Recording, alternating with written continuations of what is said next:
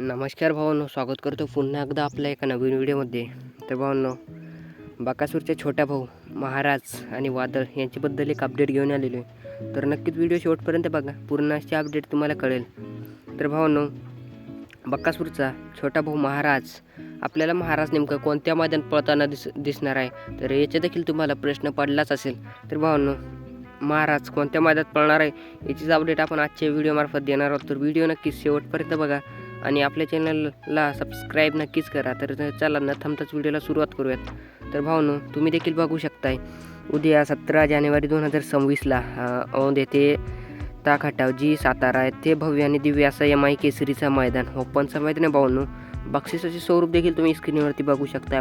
प्रथम क्रमांक 1,51,000, द्वितीय क्रमांक 1,00,000, तृतीय क्रमांक 75,000, चतुर्थ क्रमांक 50, पंचम क्रमांक 35. बाकी काही तुम्ही स्क्रीनवरती बघू शकता. असे एकूण 8 बक्षिसं याच्यावरती आहेत मित्रांनो, या मैदानात आहेत. तर तसंच याच्यावरती प्रवेश फी देखील तुम्ही बघू शकताय. तर भावांनो, 1,500 रुपये अशी देखील प्रवेश फी आहे. तर या मैदानात आपल्याला जवळपास आपला महाराज हा 50% मी फिक्स सांगते भावांनो. 17 तारखेला आपल्याला औंध येथे महाराज आपल्याला पळताना दिसणार आहे.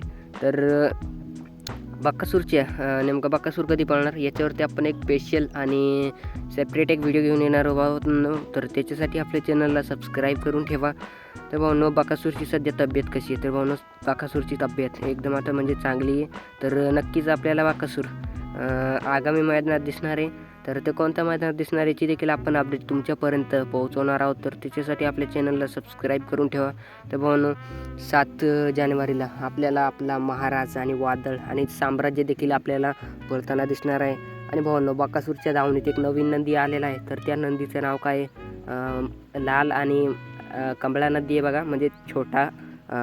तर त्याचं नाव काय आहे हे नक्कीच तुम्ही कमेंटमध्ये सांगा. आणि व्हिडिओ आवडल्यास व्हिडिओला लाईक करा आणि आपल्या चॅनलला सबस्क्राईब करा. धन्यवाद. भेटूयात नवीन व्हिडिओमध्ये.